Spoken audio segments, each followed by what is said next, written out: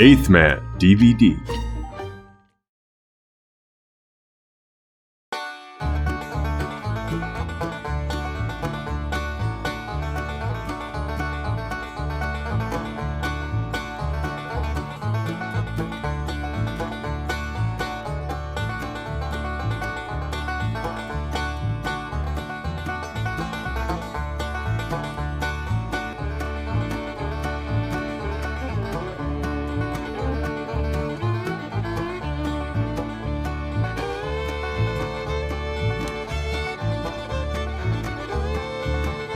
The Beverly Hillbillies.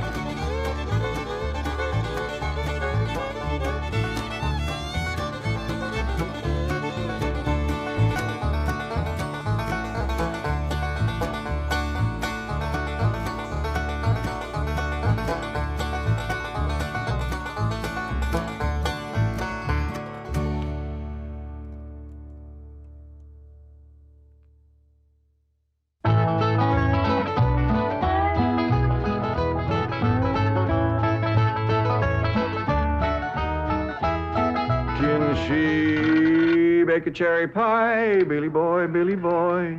She bake a cherry pie, Charmin' Billy. She can bake a cherry pie, quick as a cat can wink her eye. She's a young thing and cannot leave her mother. Well, Granny, did you pick out your spot yet for the garden? Yep. I kind of favor a patch right close here to the house. Well, I'll plow you up something there directly. Yeah, just enough for some onions and taters and some Rudy Bakers. And a few rows of corn. Paul? Morning, Granny. Paul, can I help you with the plowing and the spading? Well, Ellie, I'd rather you put on one of them pretty dresses that Miss Hathaway got you. But, Paul, I can plow better in these clothes. Means for plowing. You know, Ellie, I'd like you to wear one of them dresses kind of regular. Wouldn't you, Granny? You're mighty fetching in a dress, Elly. Prettier than a tub of fresh churned butter. Paul, if I go to wearing them dresses, Jethro will make fun of me. I reckon he hadn't better. Now, you run along and put on something with skirts. All right, but he hadn't better make fun. He won't, he won't. You know, speaking of Jethro, I think he's got himself a sweetheart. The banker's secretary? That's right. They was out together last night. What'd they do? Well, I don't rightly know for sure, but it was something to do with bowls. All you do with bowls is eat. Yeah, I reckon that's what it was then. She said she was going to take him bowling. You know, Jed, I kind of like that Miss Hathaway. Yeah, I think she kind of likes us, too. Oh, those marvelous Clampetts. Those simple, rugged mountain people. The more I see of them, the more I am impressed. Yes, now Never have I observed such strength of body, mind, and character. Yes, now They stand like bold hills in the pebble-strewn landscape of Beverly Hills. Like mighty oaks among bushes. Like quiet. Now, like I admire them, too. But those boulders need polishing, and we've got to put some city leaves on those oaks before my wife gets back from Boston. Incidentally, in any endeavor requiring physical strength, they are most exceptional. I took Jethro bowling last night. Here's the bill.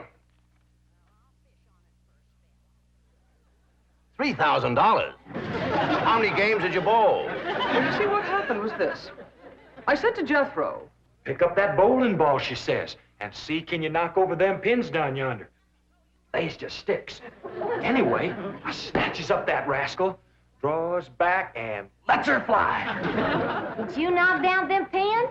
Yeah, the pins, the pin boy, the end of the building, a brick wall, and a signboard down on Sunset Boulevard. I bet you Miss Jane didn't do that good. Well, she didn't even try.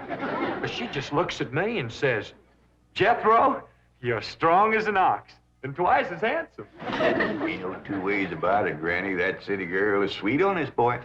I reckon so, the way she's bragging on his looks. You are handsomer than an ox. Thank you, Granny. Cousin Ellie, you're a city girl now. Do you You think... see there, Paul? I told you this would happen if I took to wearing these dresses. You call me that again, and I'll turn you every way but loose. Didn't say nothing but city gal. Ellie May, Clampett! Get up from there or you're going across my knee. And Jethro, you're going across mine. What did I do that was so all-fired bad? In that dress, she looks just like a city gal. You did it again! I reckon we better go out there and see she don't hurt him.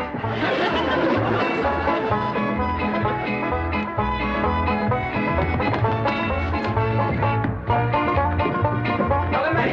Ellie May!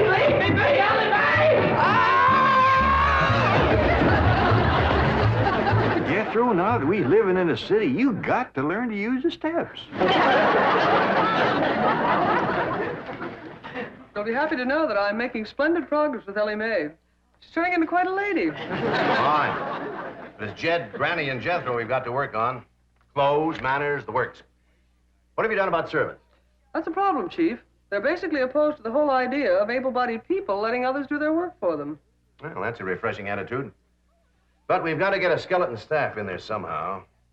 A combination butler and valet for Jed and Jethro, who help them assemble a wardrobe, teach them how to... Ravenswood. Your butler? Oh, he's never been my butler. Came with my wife like an overweight dowry. Been in her family for years. And with Margaret in Boston, I can certainly spare him, plus her upstairs girl, Marie.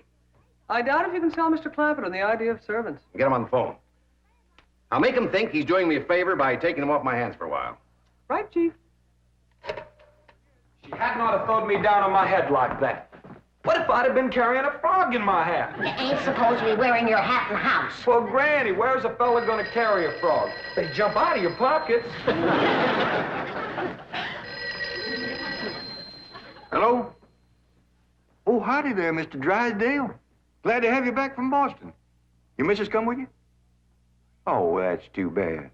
I know her and Granny had hit it off like two sows in a mud waller. Yes, I'm sure they would. No recipes? No, my wife doesn't do much cooking. No, I doubt if she ever made grits and hog jowls. Well, how about mustard greens and possum belly? No fooling. Pone and squirrel shank? Boiled chicken hawk. Well, say, she don't do much cooking, does she? No. Well, the reason I called Mr. Clampett is I have a butler. Well, he really belongs to my wife's family, but he's been with us ever since we were married. And I was wondering if you'd let him come and stay with you for a while. You mean board with us? Well, I guess you could call it that. Who's gonna board with us? Just a minute.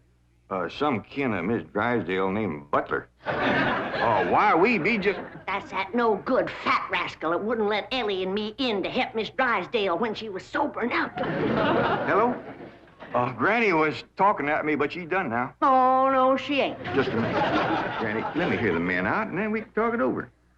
Yes, sir, Mr. Drysdale. I'm a-listening now. Well, in addition to Ravenswood, he's the butler, you can also have my wife's upstairs girl, Marie. Margaret may be away for some time, and I have absolutely no use for him. Well, I sure would like to oblige. Me and Granny will talk it over, and I'll call you. Oh, thank you. You'll be doing me a great favor. I was glad to help out when I can. Thank you again, Mr. Clampett, and goodbye.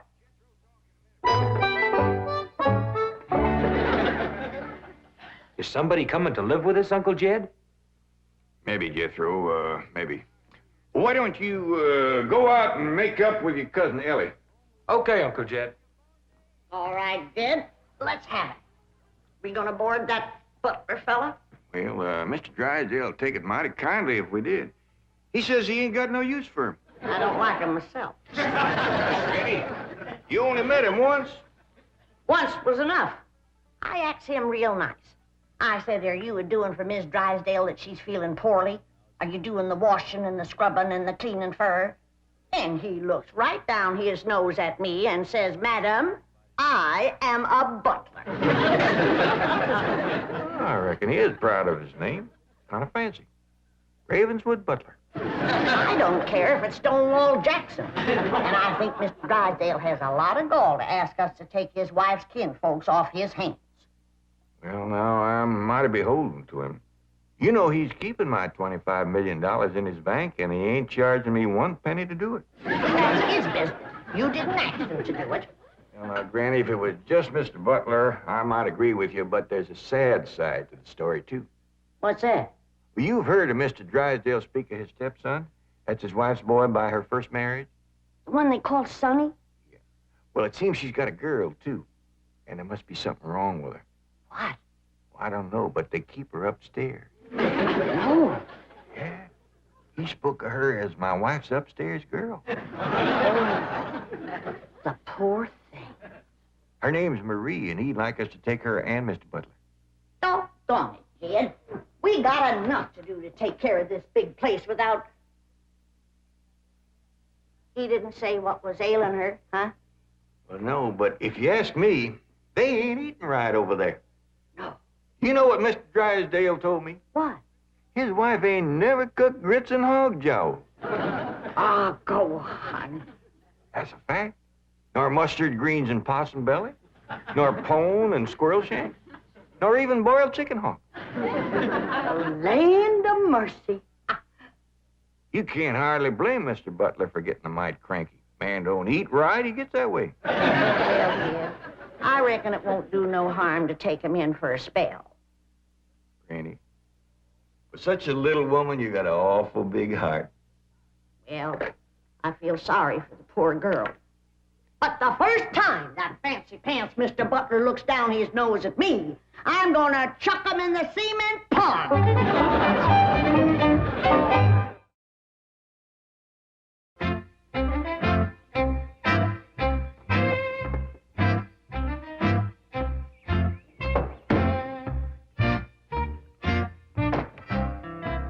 Now, I'm doubling your salaries for the length of time you stay at the Clampett home. But if one word of this gets back to my wife in Boston, you're both out of work with no references. Actually, you will find the Clampetts to be basically fine people. All they need is a little polish. Polish. They need sandblasting. However, I think Miss Hathaway's plan may overcome their initial resentment of wearing city clothes. Yes, I think I have devised rather a clever strategy. To put it briefly and succinctly, my strategy is as follows. I shall propose to the Clampetts that they sit for a family portrait. As you know, my hobby is painting. Now, I shall suggest to the Clampetts that their attire match their background, which is, of course, their beautiful mansion. They will no doubt see the logic of my didactic approach, accede to my wishes, don suitable raiment, and, once they have seen themselves thus attired, take... We're in. Let's go. We forgot to dust the stair rail. I'll do it, Granny.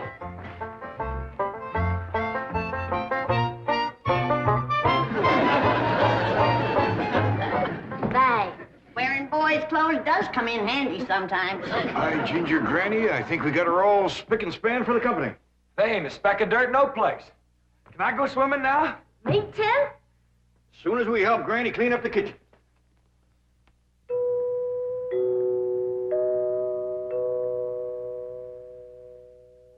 There goes that music again. Sure is pretty. You ever find out where that comes from? Know 'em, Granny. Every single time I commence to looking for it, somebody comes to the door. Nobody to the door now? There will be. You'll see.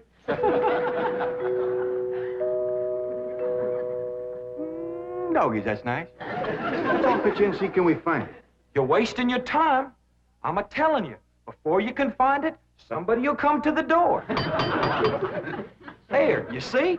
Happens every time. Now remember, Ravenswood, I'm counting on you. Don't fail me. You have my word, sir. I've been butler and valet since boyhood, as was my father before me and his father before him. And I've yet to meet the man or woman who posed a social problem too difficult for me to handle. That's the spirit. Howdy there. Remember me, Mr. Butler? No! Ravenswood, come back! You gave your word! Come back, you coward! Come back here! I'll cut off your fringe benefits! Ravenswood probably forgot something. He'll return shortly. Meanwhile, this is Marie. Mrs. Drysdale's upstairs girl. Marie, J.D. Clampett, Howdy. Jethro Bodine, Ellie May Clampett, and Grandma No, ma'am. I am a Moses. Pardon? Granny's related on my wife's side. They's the Moses family from Tennessee. Then your name is Granny Moses? Grandma Moses. That's right. There was a very famous Grandma Moses who painted primitives. I've whitewashed a few myself. I'll show Marie to her room. Listen, Marie, honey. Over here, you've got the run of the house. You don't have to hide upstairs. Ain't nothing wrong with that girl, but what some good cooking will cure her. She's half starved. Poor thing is so weak her knees keeps a buckling on her. She's kind of pretty, though, for a skinny girl. Just wait till she gets a mess of Granny's grits and hog jowls. That'll fill her out. Till I'll get some of cooking. Guess that Butler fellow will be coming back directly. Oh, and Granny, we have some of that salted down possum belly that Ma sent us? Well, I reckon it is kind of a company meal. Granny, open up a jar of them pickled crow gizzards. Now, Jed, we don't want to spoil these folks. They might get to thinking we eat like that every day. Ellie May, will you do something nice for me? Sure, Pa. Will you go get into that pretty dress again? Oh, Pa, Jethro will make fun of me. No, I won't, Ellie May. Cross my heart. Why, That's my darling. Thank you. And then you be real nice to Marie. She's had a bad life. I'll be nice to her. She's pretty. Let's all be nice. Pa, I wanted to go swimming. Now I gotta go put on an old dress. Cousin Ellie, you look awful pretty in a dress. Honest you do. Do I look pretty in that there city girl? You look prettier than that there city girl. That did it. Come on and fight. Ellie, come on, Ellie. There's nothing to be afraid of, Raymond. The fact that they're big and strong doesn't mean they're violent. Elephants can be gentle. Now, Ravenswood, your appearances deceive you. Oh, really, Oh, sir? I do admit on the surface they do seem a bit rough, even cruel. But I assure you underneath they are placid, kindly, and gentle. See? You shouldn't have called me a city girl. Ellie May, leave me alone, please, Ellie May. Please, city girl.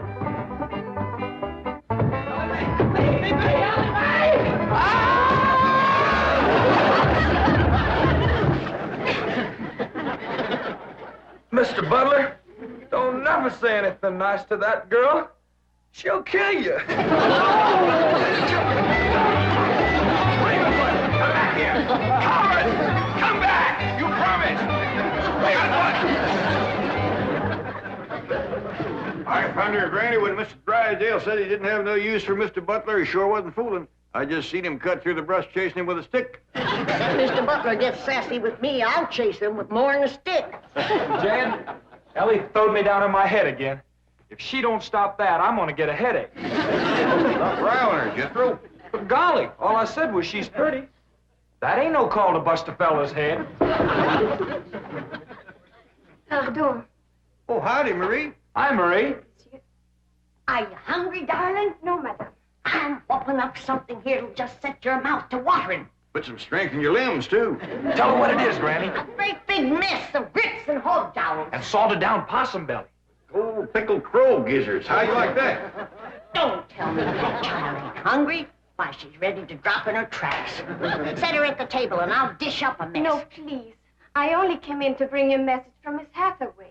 She's preparing to paint the family portrait, and she wishes to know if you all will sit for her. May I tell her that you will sit for her?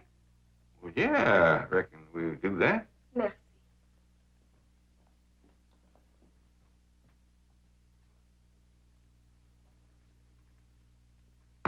Well, let's get at it.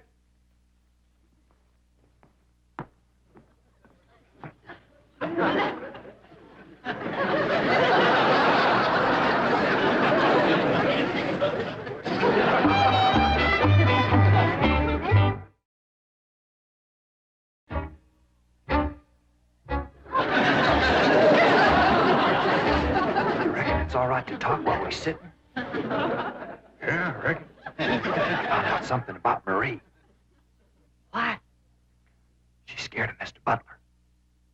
How'd you know? I asked her to go swimming with me, and she says he wouldn't allow it. What business is it of his? That's what I says. And she says he's a butler, and I'm just an upstairs girl. I got to do whatever he says. We'll see about this. Ah, dingies. Let's hit Mr. Drysdale, find him, and give him a whooping. I'll catch him, Granny. Ellie, you go put a dress on like you promised. Uncle Jed, I'm going swimming. If I see him, I'll fetch him in.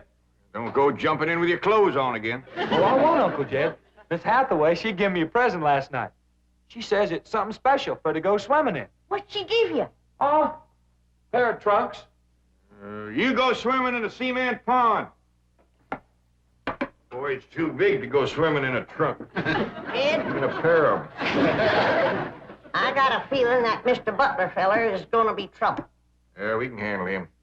Well, I still say that I think Mr. Drysdale has a lot of nerve to ask us to board his wife's relations. Maybe he just fed up. Man can get awful tired of having his wife's kin underfoot all the time.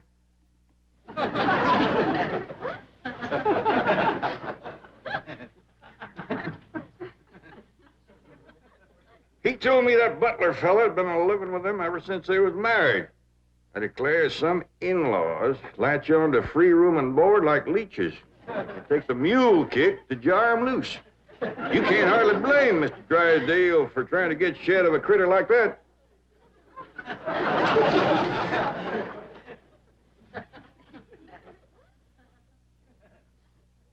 Is that the way you feel? You bet it is. I'll see how fast I can get packed. I'll get out from underfoot just as quick as I can. No, Jed. I know when I'm not wanted. It don't take no mule kick to get shed of me. Darnation, Granny, well, I wasn't talking about you. We couldn't get along without you. No, Jed. I'm just a burdensome old woman, no good to nobody. Why don't you throw me down the well? Go ahead, pick me up, carry me out to the well, and throw me in. Stop talking like that. Uncle Jed! Uncle Jed, look here! I caught him. Mr. Drysdale, he gave out, but I caught this fat little rascal. Put him there. You gonna whip me, Granny? No, Jethro. I'm going to get thrown down the well. Why don't you throw us both down the well together? We're just no good leeches, both. Granny, you hush. Mr. Butler, I'm sorry Jethro got mighty rough with you. He don't mean no harm. He's just an overgrown boy. Now, we's all mighty pleasure to have you come and stay with us, and as long as you behave yourself, won't be no trouble. Oh, I'm Jed Clampett. Sir. This here's Granny. I reckon you and Jethro done met. Yeah. Sir. Oh, and this here is my daughter, Ellie May. Enchantée, mademoiselle. Vous êtes très belle, très charmante, très ravissante. Don't you dare use them kind of words to a lady. What do you say, Granny? I ain't sure, but it sounded dirty. You said your daughter was pretty and charming. Oh, you're so different from all the others. You're like a beautiful city girl. He had not have said that. Oh, Marie, Oui, Miss Jane. did you say the Clampetts had agreed to sit for their portrait? Oui? They said they would do it. Really? What is it? I believe it to be self-preservation, madam. No!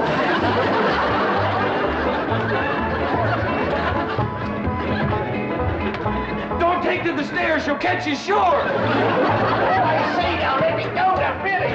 No! Sounds like Elly got him. Afraid so. Will somebody please tell me what is transpiring? Uncle Jed! Ellie throwed him all right, but I caught him before he hit the floor. So here you are. Well, now, everything seems to be fine. You see, Ravenswood, didn't I tell you the Clampetts were kindly, gentle people? Yes, sir. Thank you, sir.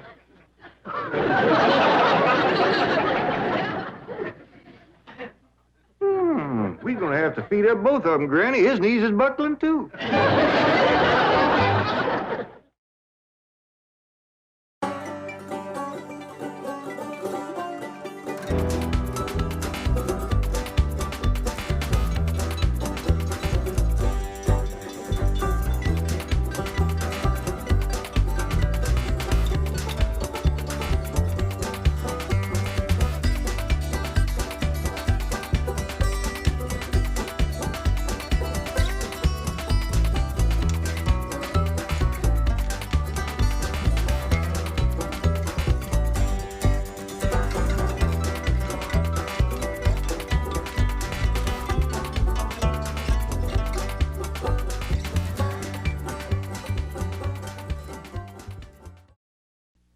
This has been a Filmways presentation.